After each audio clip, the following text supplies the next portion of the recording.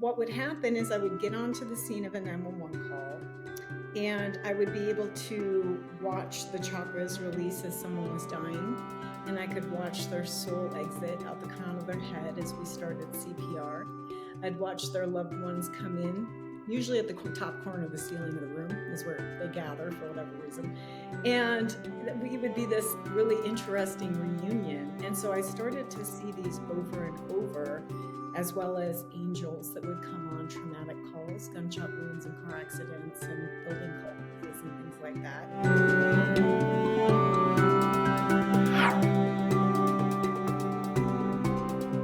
Hey everyone, I'm super excited to welcome Sara K.Grace onto the Celestevolve podcast. Welcome. How are you doing, Sara? Hello, Tanya. Thank you so much for having me, and hello to everyone listening or watching.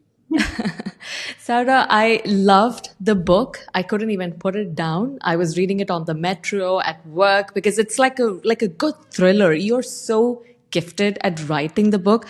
Absolutely loved the book. Appreciate that. That was a ride, girl. So, Sara, can you tell us a bit about your journey and what got you inspired on the path that you're on today? Well, it's definitely been a long haul, like for most of us, right? But for me, what's unique is that I've been very energetically sensitive since I was a kid. So I can see, hear, and feel energy outside of the normal senses since I was 7. And nothing in particular brought it on. I just woke up one day and could start to see, energy and colors and auric fields around people. And it continued to grow over time to feeling everyone's feelings, knowing what's going to happen before it does, seeing deceased people and spirits. It just was kind of this whole thing. I grew up in the Midwest in South Dakota in a tiny town before the internet. And that's important because there was no outside resource. I couldn't just Google, like, why do I see dead people? And the area that I grew up in was very conservative, and my family was very dysfunctional, violent, and also conservative. Funny how that went together. But I wasn't supported when I finally, I'm just a kid, and I started asking, like, what is this? And unfortunately, I was shamed and condemned, which I hear oftentimes now for people like us that are gifted or sensitive and kind of curious about our power or abilities. But that was an important piece for me because I remember at such a young age really internalizing that there was something wrong with me. And that began a long odyssey of not only doing what I could to form a semblance of identity for myself or safety or security through different experiences in life, but this real push-pull experience of acceptance and non-acceptance with being so sensitive. Ultimately, I became a paramedic in California after going way off the rails and doing all kinds of crazy things, right?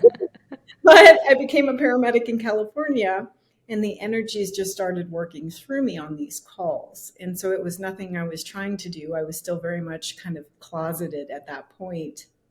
And just like anybody, I wanted to fit in. I just wanted to be normal, whatever that means, and fit in somewhere. So among first responders, I finally felt like I belonged somewhere. So I didn't want to be the weird girl who sees dead people. You know what I'm saying? So I was still very quiet about it.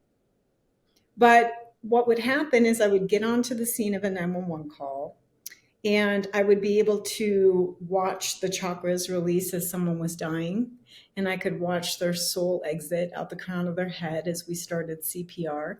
I'd watch their loved ones come in, usually at the top corner of the ceiling of the room is where they gather for whatever reason. And we would be this really interesting reunion. And so I started to see these over and over, as well as angels that would come on traumatic calls, gunshot wounds and car accidents and building collapses and things like that. And so I did this for so long, and I saw it so many times that I had to challenge my fear around it. And I decided to get educated.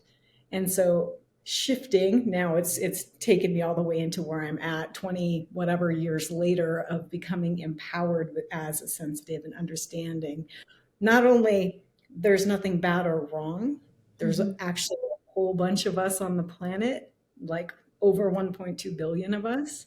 And it our time to step into our power and to be able to utilize these gifts and sensitivities. So that's what I help and teach now.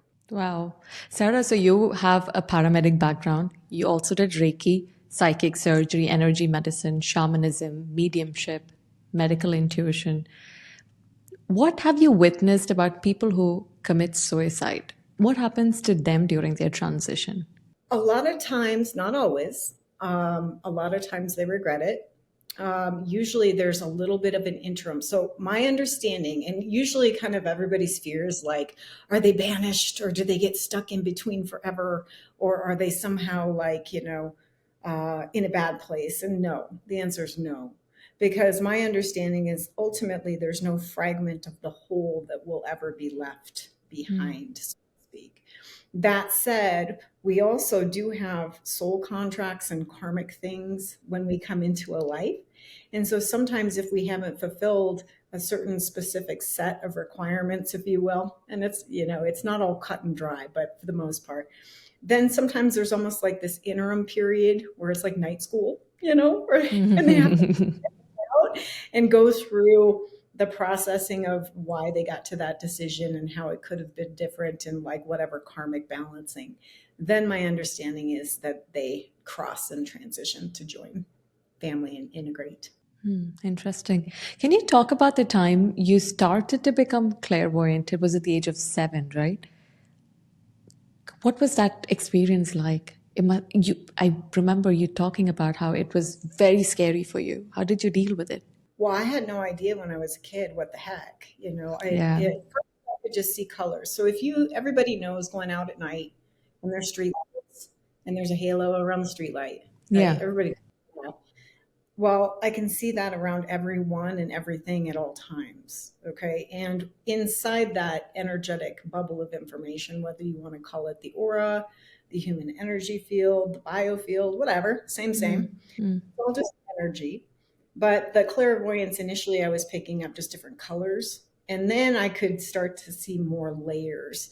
And it's so cute. Okay, so the aura is not just one color. You know those things, those little tests, like what color is my aura? Those are Yeah. really but the aura is actually very complex in that there's many layers to it, rather. And we start with somatic and then emotional and then mental and then etheric or astral, then etheric template, et cetera, et cetera. But there's all of these layers, and each of those layers has data. It's just energy, which is data, which is math, which is funny because I'm just not a math person, but I can see all these algorithms around people. And so it looks like for the emotional body, if someone's happy, it's bright, vibrant colors moving in a really kind of organized fashion about 3 feet off the person. Okay. Oh. If somebody's depressed, it looks like kind of a gray cloud and it moves really slow. If somebody's angry, it can be red or like a rust color or an orange, and it comes off like a porcupine and it like shoots. And that's why people can feel it. Like, when you're walking in like the store and somebody's mad and you can like Oh. that's what we're all picking up on. I can just see that stuff. And then I can go deeper and see people's like disease processes or fears or addiction cycles or whatever now. So do you still see that All the time. Yeah. all the time? 24. So Yeah. right now, can you see it through the screen, like what's happening? Can you describe what you see? Yes, with you. Beautiful. And we're all works in progress, and we're all like energetic presentation is constantly shifting and morphing, right? And there's nothing bad.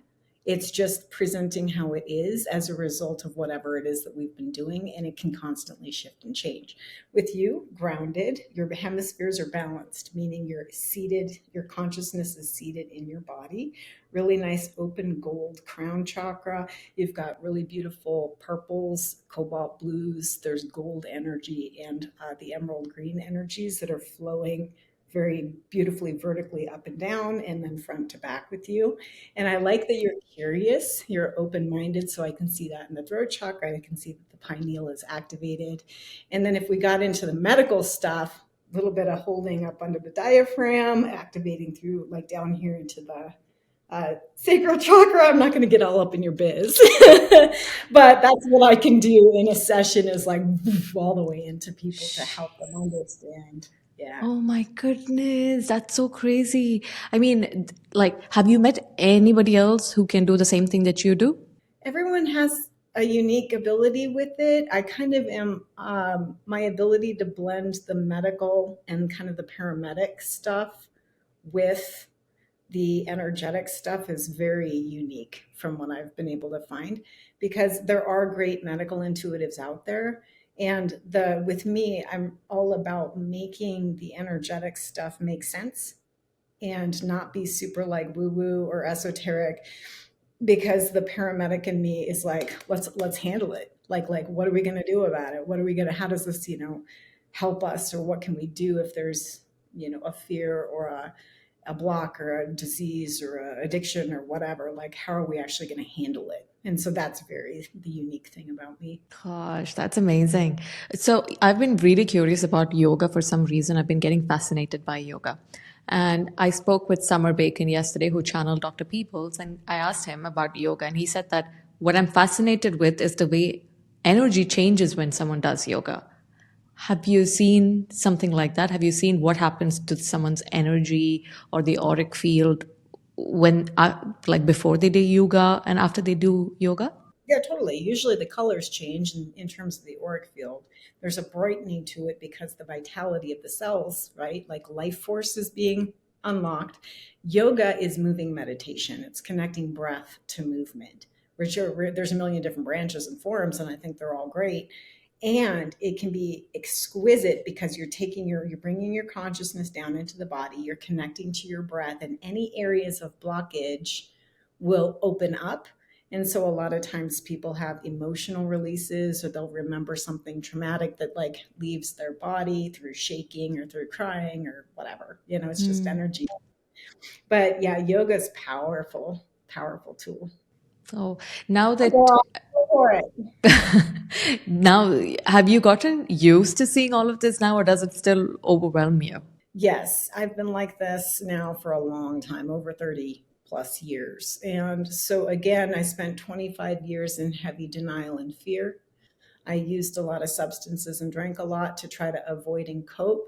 I Yeah. ended up overdosing and having a near death experience where I was given the choice to live or not. And obviously, I chose to stay because when I was in the near death experience, meaning could be a guide, could be my higher self, but I was told that I would be able to I would be able to help a lot of people make sense of this if I chose to come back. So obviously I did.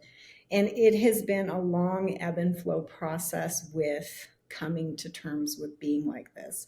Because for those of you guys who identify as an empath or clairvoyant, clairsentient, any of them, our systems, our nervous systems are very sensitive, probably 2 to 3 times as sensitive as the standard person. There's no such thing as normal again, but our nervous systems are picking up so much data that oftentimes other people, it's always around everyone, but oftentimes people just don't, because they have the filters, the built-in filters of sight, sound, taste, touch, smell. We've got the senses. Well, for sensitive people, for whatever reason, we've just got cracks in the filters. So all of this, and it hits our nervous system. So just to exist, it takes a lot to understand and not become overwhelmed or overstimulated. So it's been a long journey for me, but now I'm in a place all these years later where I've done a lot of shadow work. I've done a lot of shamanic work and integration, plant medicine work to work on my own toxic shame, my own addiction spirals, my own, fears and darkness and lack of understanding. And now what I represent is kind of the new paradigm of sensitive, where not only is it okay to be like this, it's actually pretty badass. Like we can use this in ways to thrive. So just because we're sensitive, and yes, my everyday is still seeing these things, but I've developed a lot of tools and protocols and I can explain those if you want to get into them, whatever. But like, so that my system can function well in this reality. That was my next question, actually, about how can we strengthen and protect our auric field if for an empath or someone who's sensitive. Yeah. So the number one thing is to accept that you are, first and foremost, you are sensitive, because a lot of us are, shamed or not understood. We don't oftentimes fit in our families. We're very deep. We can usually see behind or through or feel or sense or know, and so a lot of times there's that kind of sense of disconnect, isolation, fear, and a lot of projection, outward projection onto us that there's something wrong. So first and foremost is your own coming to terms with process being like this. And it was a game changer because I thought I was this lone weirdo, right? And come to find out, 15 to 20% of the world's population is energetically sensitive. That's about 1.6 billion. And that's not even including those who are still in denial or unaware. So I would venture to say we could easily double it. And I find that, so that's upwards of 3 point whatever billion people. I find that to be important because we so often feel isolated, misunderstood, as though we're alone in this. We're not alone. You're not alone in this. So first and foremost is acceptance. Second is learning to get grounded daily. Meaning, so many people live in their heads. They don't even realize they have feet. Right? Or if you've had trauma in your life, which you haven't, most people disassociate. So they'll float somewhere outside or behind their bodies. Most people I lived for 20 plus years about a foot behind and above my physical body. And why this is important is because if we are not seated in our power, which is why I spoke right away to you being kind of grounded in your power, it's like, yeah, girl, that's like one of the primary obstacles to getting people into their power and understanding their gifts and abilities is their willingness to come down into the body. So grounding, everybody knows, walk barefoot outside, right? Yeah. Spend time in nature. You can jump up and down. You can get a rebounder trampoline and jump up and down. You can do jump rope. You can just literally jump up and down. Any sort of exercise. Epsom salt baths. You can do cold plunges. Orgasm. Great way to ground yourself down. Anything that's going to bring consciousness into the physical body. So those are the first steps. The next step is learn to clear your energy field. Okay. And this gets into a whole thing because initially, when we're just getting into this world, we're always taught to like ground, bubble, and protect, right? Yeah. Like protect your energy. Don't take on the bad stuff.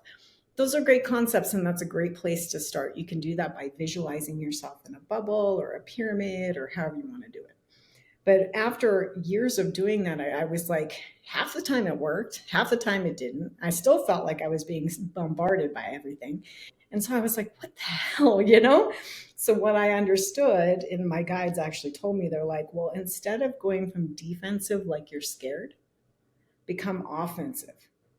Because when we know who we are, like we know our essence and our likes, our dislikes, we're grounded, we're like, our nervous system is regulated, our GI is regulated. We become very powerful beings. From there, you can just fill your own auric field with your essence and everything else just ricochets off. Such a game changer, girl. It's really a game changer. But what that requires, it's a little bit more intermediate or advanced, because if you don't feel regulated in your system, then we got to take the steps to get regulated first. Makes sense because like when, like you said, when we are like just awakening or like getting to know all of these things, constantly it's like, oh, that person has low vibe, bad vibe, I need to protect myself from that, and then we tend to avoid such people. But how can we keep living like that when someone's sad or someone has got problems in their life? How can you keep avoiding all of these people, right? So what you're saying is, if we come across someone like that, how do you, like, is there like a mechanism that we can do, like is a visualization that we do where we push out our energy. Is that what you said? Well, the pushing out and filling the auric field would be done before you leave the house to go to the store or go out in the world. Okay. Okay. So once you do that, and again, that's more of an attuned thing where you're just used to like clearing your energy, your auric field, there's like whatever. So you have that awareness, and then you go out into the world and you're just going to hold that vibration. But here are some really powerful things in the moment, because this is a dualistic paradigm, meaning that there cannot be light without the darkness. We have to have the contrast. So good vibes only is a great thought, but it's literally cutting ourselves in half and removing half of our power and awareness. There's nothing to fear. Darkness and light are two sides of the exact same coin, and they have to both exist for the other.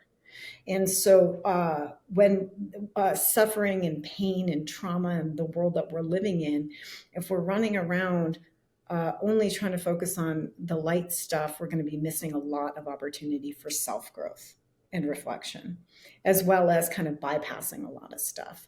And so when you're out in the world, if you come and somebody comes and you don't want to take their stuff on, here's one trick. Don't ever stand front body chakra to somebody, because that's how their stuff goes into you most easily. So all you got to do is just shift your body and be like, oh yeah, I hear you. They're coming and they're spewing, but their stuff is going around your field. So that's one. Okay. The next is to just cover your solar plexus. Like if somebody's coming at you, turn your body and cover your solar plexus, and their stuff will just ricochet off. If it's really intense, cover your heart and your solar plexus and and turn, and it'll ricochet off. It acts as a physical deflector. So those are in the moment techniques. Now, say you went to the post office or to Target or to whatever you got, wherever you are, and somebody comes and just dumps. You know how some people just dump all their stuff? You're like, oh my God, I just got slimed. What the hell? I'm just trying to get my bread and cereal, It's like this thing. So you remove yourself after the event. You remove yourself. Don't freak out. Don't be like, oh my God, now it's going to take me forever to Take your index finger and your middle finger, push on the back of the neck where the skull meets the neck bone, right on the vertebral column. Mm-hmm. Close your eyes, push and hold for 2 minutes, 2 to 3 minutes.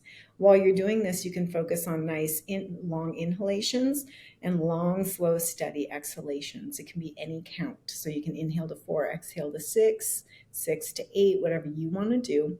But just visualize this is like alt control delete reboot for the nervous system. Mm-hmm. And the nervous system drives everything for us as sensitives. Okay. So these are just like, and this is the paramedic in me, man. I'm like, we got to make it like practical and doable in the moment. Otherwise, what are we doing here?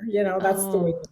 Oh my gosh, you have so much knowledge and wisdom. Like, I wish everyone got to hear this, right? Because this is like, for someone like me, because I did Reiki last year at the beginning as a skeptic. I'm like, what is this Reiki? But my sister said, and then I just went for it.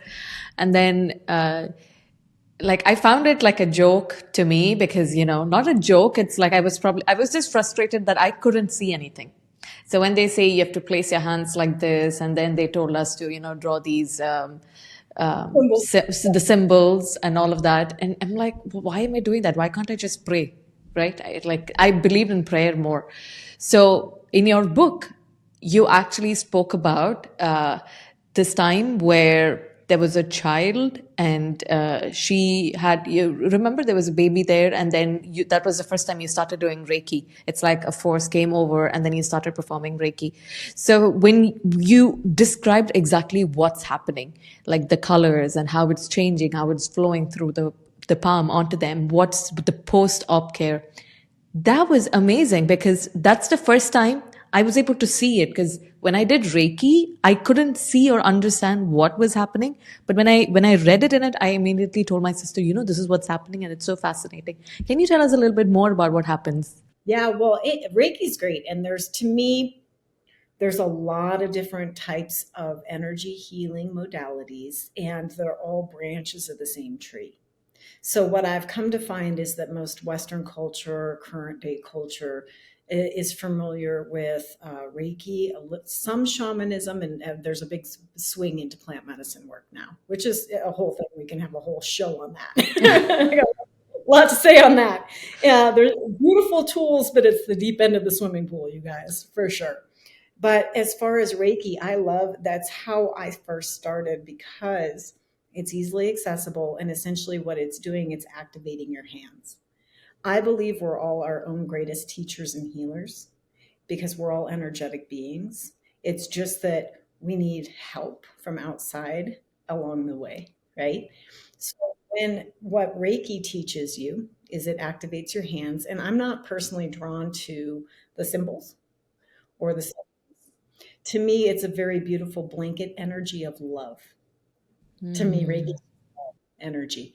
So when you activate your hands by rubbing them, and anybody can do that at any time because the endpoint chakras are on the hands and the feet.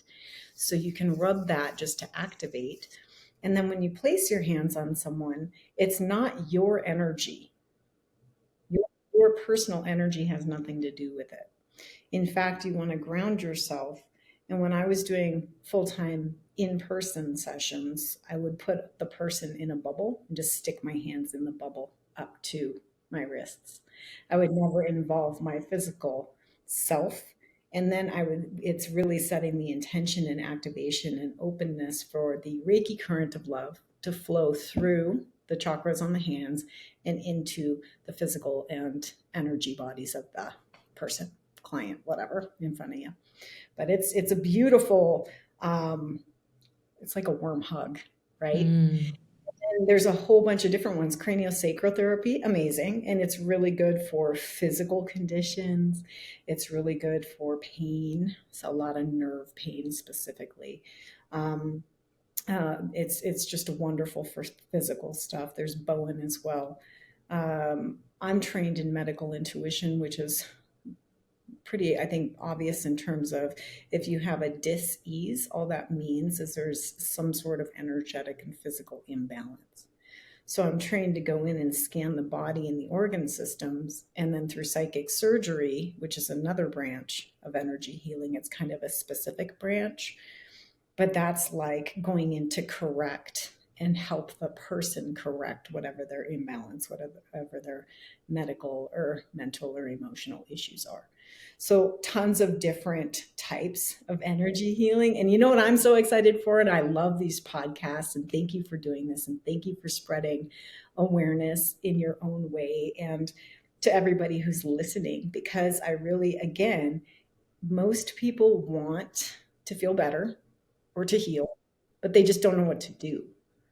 And there's still a lot of skepticism, understandably, around a lot of the spiritual stuff. So if we take kind of the fantasticalness out of things and just make it grounded and be like, okay, this is what this is, and this type could be really good for emotional stuff or back pain or migraines or crack addiction or fentanyl addiction, whatever. Everybody's up to something. Everybody's got something going on. And so having conversations like this, we can start to put those pieces together and introduce like, okay, there's all these types, you guys. And, these are the ways that you can help yourself to heal. A lot of the times we still talk about how love heals everything. If you were to describe love in the form of the field, what you visualize, what does love look like? Powder pink, gold, and silver. It's so yummy. I love pink. Very sweet. And it has this really soft. So it's got this nurturing. It's almost like being put in an incubator, right? So most people in today's world could use a nap, a snack, a hug, right? And then like guidance to be told, like, okay, everything's all right now. This is what you do next. And so the current of love, which is pretty much the highest frequency, especially when you go into higher and higher consciousness of still point, and it gets into a whole thing. But conscious like love, yes, it can absolutely be one of the most healing frequencies on this planet. And understanding if there's darkness is the absence of light or love, right? And in darkness and the absence of light or love, there's the invitation, right? There's something in those parts of ourselves, which we all have, right? We've all got both sides. But in order to heal the physical body, a lot of it is about going down into those dark, icky spots of us, insecurity or jealousy or pettiness or whatever we get up to, and bringing consciousness of acceptance and love into that by ourselves, for ourselves. And that is how we can heal ourselves from the inside out. It's not just pretending that everything is tra la la, love and light. That's not it at all. Yeah. Good vibes and just thinking positive thoughts. It's great, but that's like raindrops on top of the ocean, you know? Energetically, in order to be powerful, we have to be willing to go down into those places within ourselves, to meet ourselves in those places, and the fear and the discomfort, and just soften. You don't got to love it. You don't got to be all like, oh yeah, you can just, if you can even just sit with that part of yourself for just a few minutes, all of a sudden what happens is it creates space where there's a deep contraction. And since everything is energy, if there's a deep contraction, there's stuck particles of energy in there, and that usually forms some sort of disease or whatever. So if we can soften, it opens and expands that, and it'll eventually release and integrate. And you'll be better off as a person for it, because you're like, oh man, I was so scared of that thing, right? Here, like for me, I had 25 years of in the closet, you guys. I wanted nothing to do with this. Want to be like this. I wouldn't wish this shit on anybody. And it was just like, I didn't want it. But through my own healing and integration and acceptance, and I finally got to the place of like, okay, this is how I am. What am I going to do about it? Right. And now fast forward, I'm helping all these people. Right. So it's so beautiful, the paradox of things. Yeah. That's beautiful. When you talk about these diseases that come up, what would be the reason for someone having diabetes, blood pressure, obesity, and all of these things? Can you talk about, or maybe would you know why it affects that area and why disease manifests in that manner? Yes. And the answer is going to be multiple layers. So there is the physical component. Diabetes type 1 is obviously going to be pancreas related. Pancreas is right in the center of the solar plexus. The solar plexus is the hotbed super center for all of the energetics and all of our own personal fears and insecurities, right?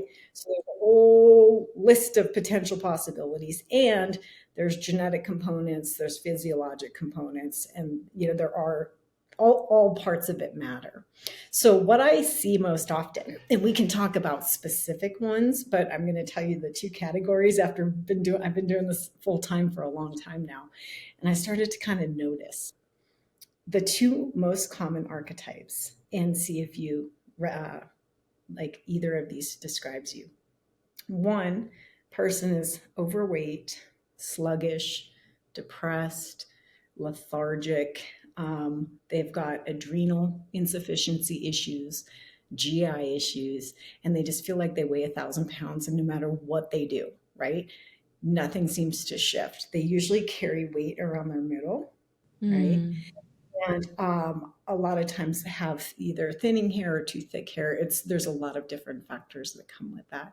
So that's going to be one of the very common archetypes of what I call the undiagnosed empath, meaning your system is probably really sensitive and you don't know how to regulate. You have never been taught or told, and then you're dealing with the ins and outs of daily life and bills and family and stress and all the things that come, plus throwing drinking or Xanax or whatever you're up to, because people are doing what they're doing. And it just compiles and presents like that. Okay, so that's primary archetype number one that I see in this world. And number two, and so in that, diabetes, hypertension, fibromyalgia, Lyme's presentation, all kinds of GI issues, there's all kinds of things that go with that, in addition to obesity and cellulitis and all that kind of stuff. You get that? So that's what. And then the other one, anxious, panicky, insomnia, bipolar presentation, like tired but wired, super amped, like overachiever, got to be like we know those people, right?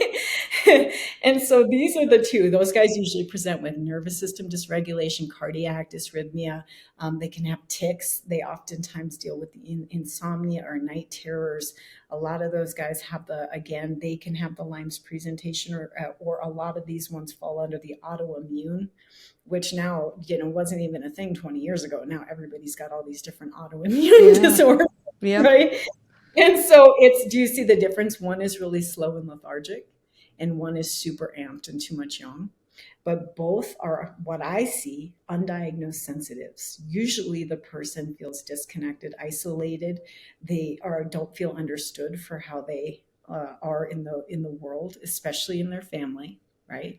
And over here with the sluggish, usually we'll have a GI imbalance, so the gut microbiome. We want to balance that out. We want to get the nervous system balanced and the hormones regulated for those guys. Well, for both, but especially for these guys, because we want them to feel like they're coming up out of the trench and starting to take off the heavy physical and the heavy energetics of what they've been holding and carrying. And underneath that is the fear and the insecurities and the self-doubt and the traumas around whatever, right? So then we would get into that with them. And for these guys over here, it's about ground it down. We just got to like, come on down. Woo! It's okay. It's okay. Here's some water. And we love them. I tend to be more like that. I'm supercharger. And that's a lot of masculine yang energy, which is very powerful in this world. But if it's not tempered, we can literally like incinerate ourselves. So too much yang, too much heat, too much mental angsty energy. So grounding, again, nervous system regulation. And for these guys, we want to cool the system. So Epsom salt baths, cold plunges, acupuncture, coconut water, aloe vera gel or juice, CBDs, nettle, rose water, lavender, et cetera, et cetera, et cetera. Anything that's going to just be like, okay, foot off the gas, foot off the gas. But the reason that they're like that is because underneath there's this little driving factor of whatever, it's fear of not being enough or fear of like failing or succeed, whatever. Everybody's got their thing under there. And so those are the two principal archetypes that I see. And then pretty much every single disease process fits into one of those. I resonate more with the other one, the nervous system, the anxious one, because I can't relax. I have to keep doing something all the time. So I've been looking into what could I be doing to calm myself down, and yoga was one of the things that I felt like could be something that might calm the nervous system down. But I'm just trying this out. What role do you think food plays in either of these? Big one. Food is vital. Okay. Food is vital, as are hydration and sunshine. So collectively, we're taught to avoid the sunlight, but the sunlight, direct sunshine, actually activates the mitochondria and the ATP, which synthesizes the cell's production and function. So being in direct, getting the vitamin D exposure is so good for you, right?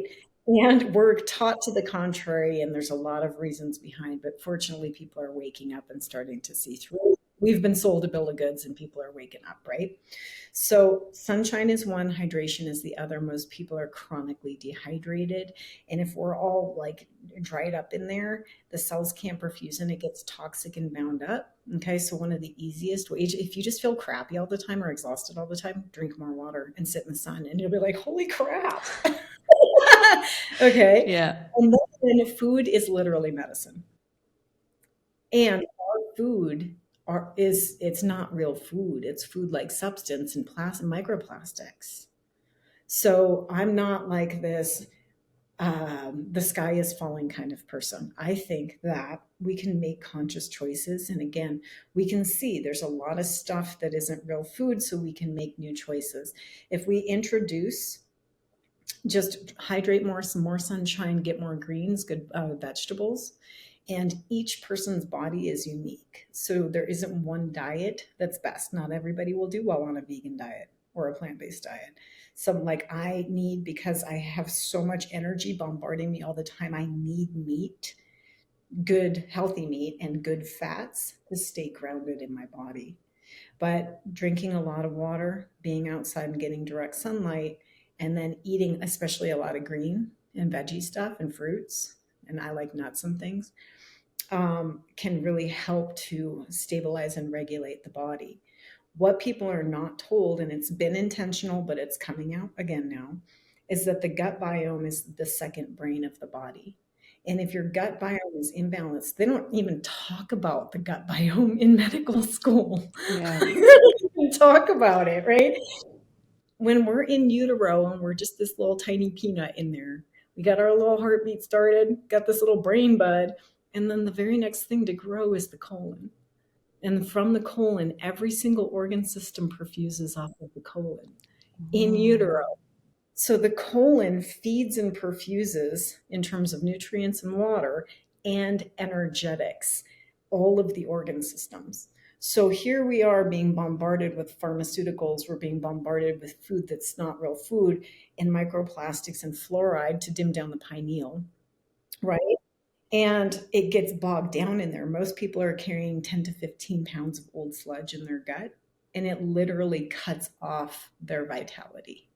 So if you're out there and you're listless and exhausted and you're overstimulated, one, just know that there's hope for you. Two, this is just now. You're not destined to be like this forever. And three, with doing things as simple as drinking upwards of a gallon of good water a day, alkaline or spring, whatever you want, getting in the sun, and then focusing on balancing the gut biome, intermittent fasting. You can drink apple cider vinegar and water in the morning. You can do lemon water with cayenne pepper in the morning. You can do colon hydrotherapy. You can do coffee enemas. There's a lot of ways to clear out and to get the microbiome balanced. When your microbiome is balanced, your organs can perfuse. You're literally going to feel like you put your oxygen mask on and you're like, oh my God, I haven't felt this like this in forever. And then whatever those symptoms are for you, it's that anxious, like always have to be doing something thing. And that's usually coming from some one, it's collective. We're told that we have to constantly be striving, never can relax, never can whatever. But when we just say, yeah, screw that, that's not how I want to live, we get down into those under parts about worthiness, and it's okay to like do stuff. And when we have our gut is balanced and we're grounded, nervous system, just breathe. If you need to regulate the system, start with your breath. Just breathe. Yoga, phenomenal, right? And then all of those other ways that we talked about earlier. But between those things, with a simple couple of modifications, and again, it's all about doable. Anybody can go outside and sit in the sun for 10 minutes, like, or just drink a little more water. That's not some have to go to some, huge yoga, whatever, a meditation retreat, or like this big thing that is like an ordeal to do. I love yoga and meditation retreats, don't get me wrong. But again, I want it to be doable in the everyday for people so they feel like they can actually make the changes for themselves. And if you just do that for like 10 days or 2 weeks, you're going to notice such a difference and you'll have more energy. And when you have more energy, you're going to have more capability and capacity to get into those scary, icky spots of like, God, why am I chronically busy? What am I scared of?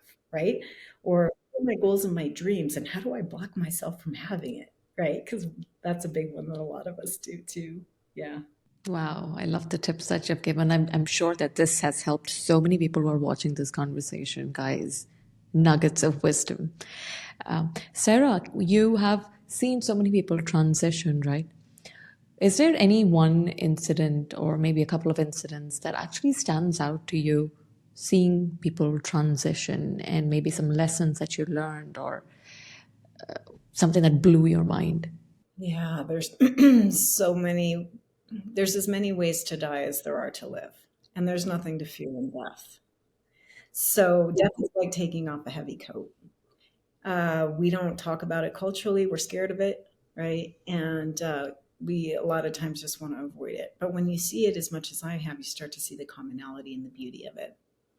So my biggest takeaway is just to live your life now, because everybody thinks they have time. And every day for 15 years, I went on calls on people who woke up that morning, got dressed, drank their coffee, ate their Cheerios, got in their car, and got killed in an accident. They had no idea it was their day, right? So we all think, like, oh, yeah, well, I'm going to save this for the special occasion, or I'll do this when I'm whatever. No, no, no, just do it now. Okay, so that's the biggest. As far as the most beautiful transitions, oh man, there's been so many. You know, one of the first times I saw, well, an angel that came in on that car wreck. And this is the intro to my book, but it was so profound to me because I was still not really open with my gifts, and I was still really in a place of like, what am I seeing? I can imagine. Yeah, this girl, just beautiful, young 18-year-old. She was turning the corner talking to her soon to be. He was going to propose. He was at the restaurant 2 blocks away. She was talking to him to meet him. And she got hit by a drunk driver in a Hummer. And we responded, and she was, her body was all jacked up, and we had to do all this stuff with jaws of life and things. But it was so beautiful to me because I saw that was the first time really that I had seen the angel come on in the middle of a 911 call. And that experience is surreal. It's very much like the movie Matrix. Everything slows down and goes silent. So I could still see everybody moving with the jaws of life and all of that. But everything goes silent and it's just coated with kind of that silver energy. And an angel doesn't, to me anyway, what I've seen in all the times I've seen them, it doesn't have wings. It's not like that. It just looks like a really tall, light being. So it's like the outline of a being, and usually cobalt blue with silver. And they have kind of an androgynous. It's like you can kind of see the face, but not really. But it's very beautiful and it's androgynous. Like you can't tell a gender. And it just has this like acceptance. Like you just instantly want to melt and like take a nap. It's just like, oh, this is like the feeling of it. And they're silent. Like they don't talk. They just come in, they're like, and when I was working on the girl, doing the bat and BV and breathing for her, whatever, her neck had been snapped, so she was bobbleheaded and it was gooey and whatever. But I could feel this angelic presence, and I was watching her soul. First, she was like talking to me, kind of confused. She was talking to me from her spirit was outside of her body, talking to me telepathically. And then once she saw the angel, then she turned towards the angel and she was just more curious. And this was always the interesting part. Like I saw a lot of people who didn't want to die. Not a fun thing to see.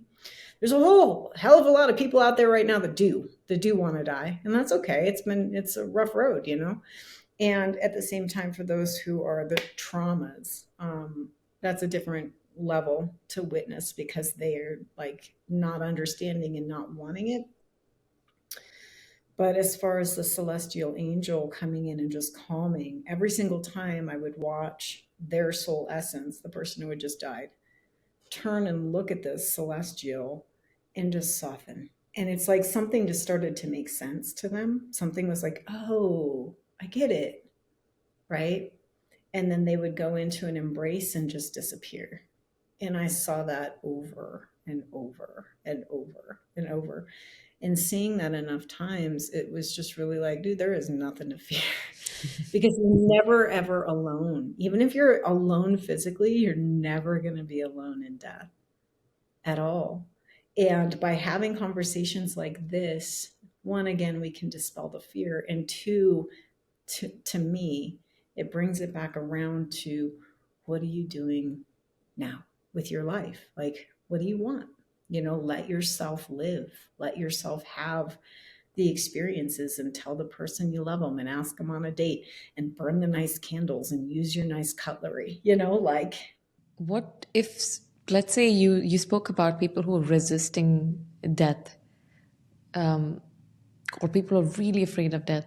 What did you see when when they were resisting death so much, and then when they transitioned, did they also ease into this and remember, oh, I've done this before? Yes. So it's not fun to watch them resist in that I've seen them try literally to like grab their bodies and try to climb back in their bodies. And obviously that's really frightening to see. It's Yeah. really disconcerting to Yeah. see that. Like, we're on you, man. Like it's all I got, but his head is open or brain matter, whatever, and you know that he's not coming back. And so that was really hard on me to see that. And it's literally this panicky fear. So it looks just like you and I, right? So when you die, you take off this heavy coat, which is the body, but energetically, you're going to look like this, but see through. So the soul is standing above their body. On the body's on the street, gunshot wound, right? Drive by, whatever. And the body's on the street, and the soul that I would see would look like the body but translucent. And then I would telepathically communicate to the soul who's standing above the body. This is what's happening. You've been shot. We're going to start CPR. I'm going to take you to the hospital. Blah, blah, blah, blah, blah, blah. And then I'm simultaneously doing CPR and starting IVs and getting them going to the hospital. So that was the lived experience of it. But yes, everybody goes through this. There may be the initial fear and resistance, but then there's a softening and acceptance.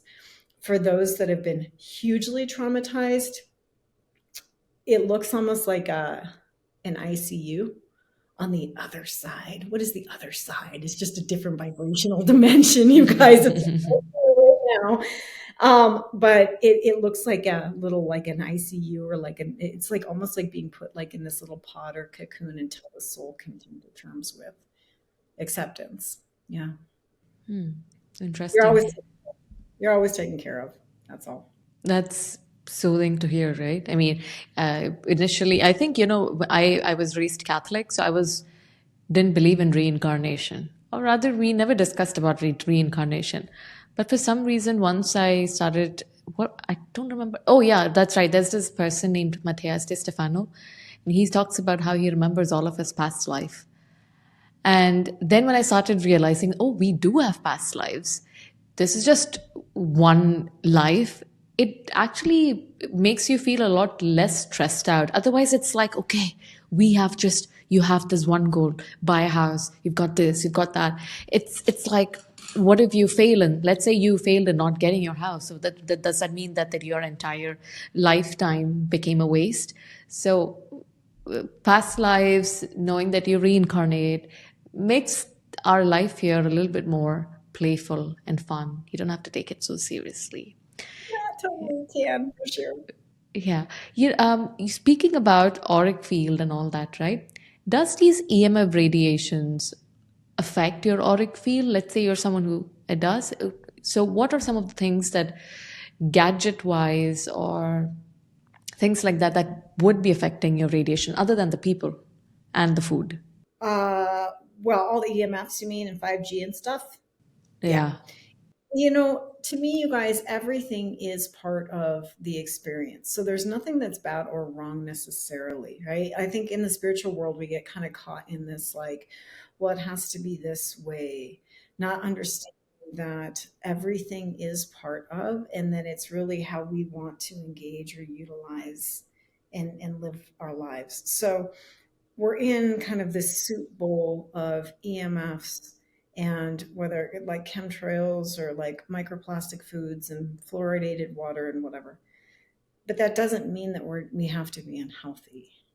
And when we understand our personal power and our choice, and we understand these little things like sit in the sun, drink more water, get your gut biome balanced, regulate your nervous system, breathe some more, and then take the supplements that work for you, deal with your trauma, deal with your fear, like all of that kind of stuff, we become very powerful and grounded energetically. The more powerful, the more grounded we are energetically, the more powerful our field will be naturally. So it's just going to like you're not going to be as affected. Most people are not grounded or regulated. It's like they got their finger in the light socket. They're constantly being electrocuted, right? So EMFs and microplastics and McDonald's And, for like all the pharma stuff, all that stuff is going to really affect their system even more because they're dysregulated. Their auric field is dysregulated. Grounding, right? Learning to hear your own energy field, sage, Palo Santo, lavender spritz, rosewater spritz, direct sunlight. Again, orgasm. It's one of my faves, man. It clears the auric field. It grounds it down. It helps regulate lots of different organ functions. Like, go for that. So those are all ways that you can clear your field. And then when you understand, connecting breath to movement and just moving your body, there's a lot of ways that you can become more powerful. As far as EMF specifically, there's all kinds of gadgets out there. You can put those little pyramid things by your computer. I personally have grounding mats. But really, a lot of it is about intention. And when you're powerful energetically and you clear, then you don't have to run around being scared of everything all the time. When you spoke about orgasm, right? I think in Kundalini energy or in these yogic things, they talk about how you're not, I don't know if I've interpreted right, you're not supposed to, because what if you could take that up? I mean, I guess it's for the men. You take it up to your top crown, yeah, to the crown. Is that what it is? I mean, do you know what is the purpose of, there must have been a purpose of this, because they talk about how the masculine and the feminine, you have these tantric yoga and all of these things, which does something to your chakras. So what are your thoughts on that? It can be super powerful, but one, you want to understand. So sacred intimacy through Tantra or Kundalini activation. These are potent energetics because it's like the sexual energy, which we all have to varying degrees, is life force. And it churns right at the root, right? They call it the Mulaban down there, down at the root. And so through Kundalini, through breath, through Kriya, it's intentionally moving, or through sacred intimacy. If you have the amazing opportunity to connect with a partner who's conscious and understands energetics and understands how to work with energy through sexual healing, it can be extraordinarily powerful in terms of your own personal healing. And these are big, powerful currents. So there's a lot of fear. Fear of Kundalini activation. Well, what is Kundalini activation? The energy shoots up all of the chakras and it opens up through the crown. It goes like firecrackers, like boom. And it can present total body orgasm. It can present like unity consciousness, where everything falls away and you remember your true nature, like as energy and consciousness and God. It can be a very powerful, it's like a psychedelic trip. Well, that's great. As you have that, then you got to come back and you got to make your kids lunch and you got to clean the litter box and you got to pay your bills. So like sometimes people blow out because they're not grounded enough and their nervous system wasn't attuned enough to be able to handle that level of a charge, right? But those are pretty advanced currents. I wouldn't say that like the day-to-day person or general activation. An orgasm, personal orgasm, what it does is it releases dopamine, oxytocin, serotonin, which is naturally going to make you feel good. It's going to regulate the nervous system, balance the hemispheres of the auric field, and it kind of just like lubricates the joints and things. So it can actually physically and energetically be really good for you if you're just doing it by yourself. If we're out there, there's a whole other show topic we can have about consciousness of sex, right? Because if we're out there and we're just like, going wild, and no judgment, man. We've all been 20, right? But there are things that we can attract and we take into our bodies, and then we got to deal with that, right? But that's a whole other show conversation for sure. Yeah, for sure, for sure. When you spoke about the EMF radiations, right? I wanted to ask you. So, what are your thoughts on crystals? Does it I love them. does it actually make a difference? Does it alter the field? Yes. What do you see from here? Crystal it's got a good solid base of gold vibration coming out the base, and then there's like a little light coming up through the top that does this little thing. So I don't know what that is exactly, if it's for EMF. Yeah, it says it's for EMF. So then I have this one, and then I bought a couple of them because I wanted to. for protection from EMF radiation. Then there is this one. Is that pyrite? Yeah, it's pyrite. I love pyrite. Is it pyrite? Okay. No, It looks shungite. shungite. Oh, it looks like pyrite from here. Uh, Either way, those are amazing to help you ground and protect. so it does work. So you think you're 100% pro on crystals. I got crystals back here. Right. Pro. Crystals just hold a specific vibrational resonance. And so again, remember, all this is vibration. So when you're just beginning your healing process, or if you want a little added buffer or cushion, they can be great adjuncts, especially for if you're in overwhelm, if you're in fight or flight, if you're in chronic stress, or if you've got very sensitive children.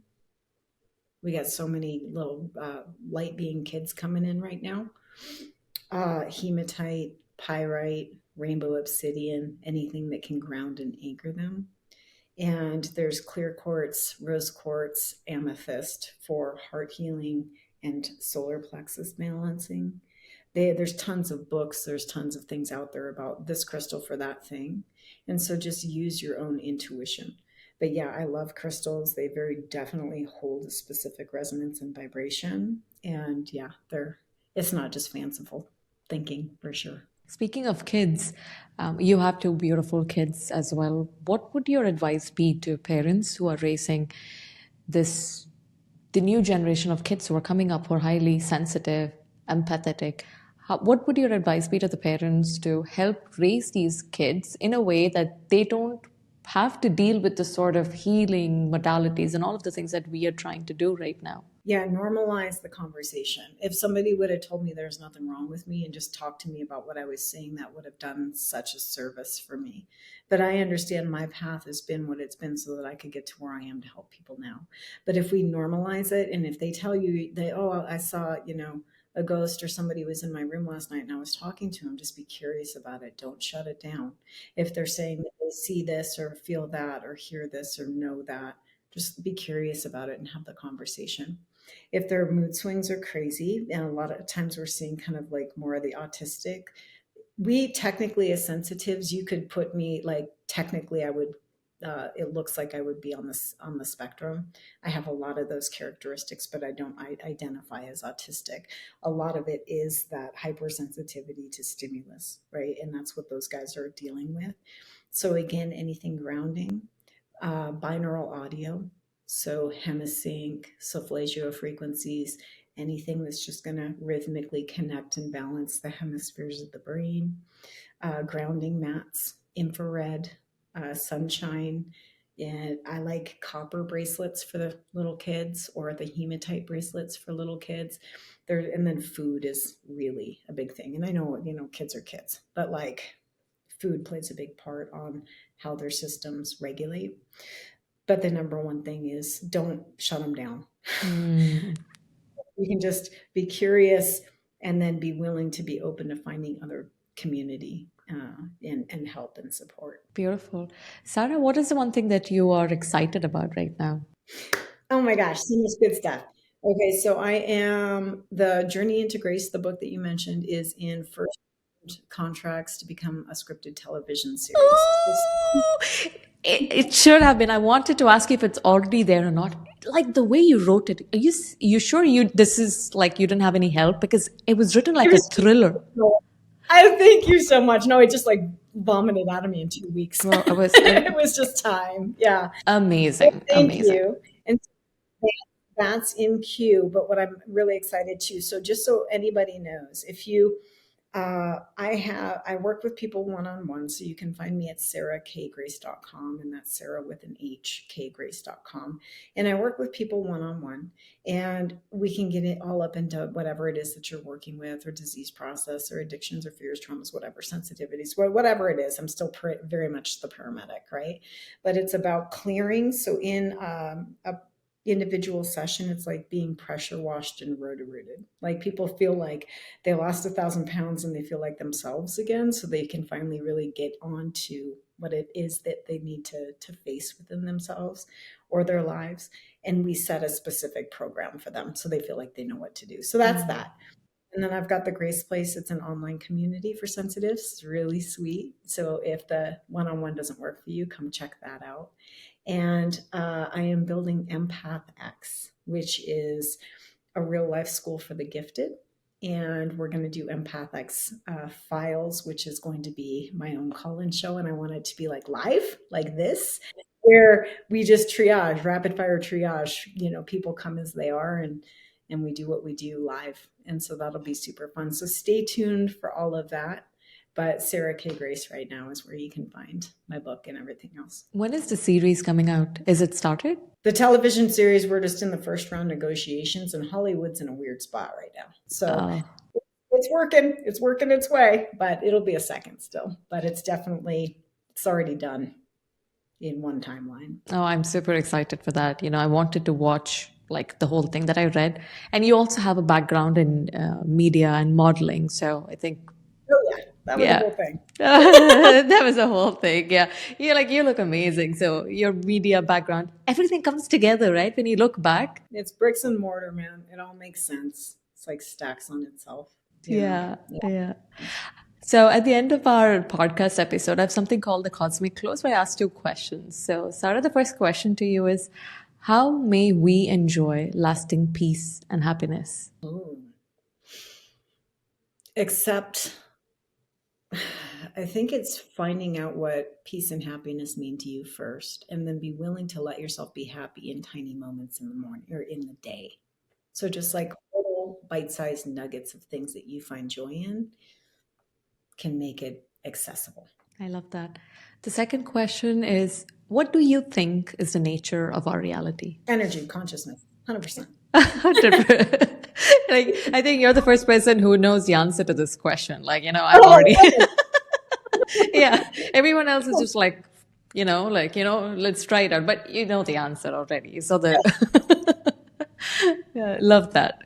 Sara, do you have any final advice for the people who are watching this, or do you have any thoughts that you want to share? Oh, I'm just really grateful to you for having me here, and to everybody who's been listening in. And, just always, you guys, bring it back to self today, and remember to let yourself live now. Sara, thank you so much for coming on the podcast today, for sharing your wisdom.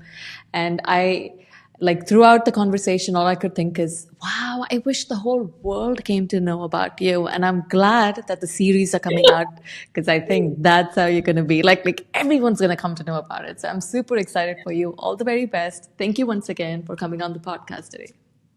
Thank you. I appreciate it. Have a good night.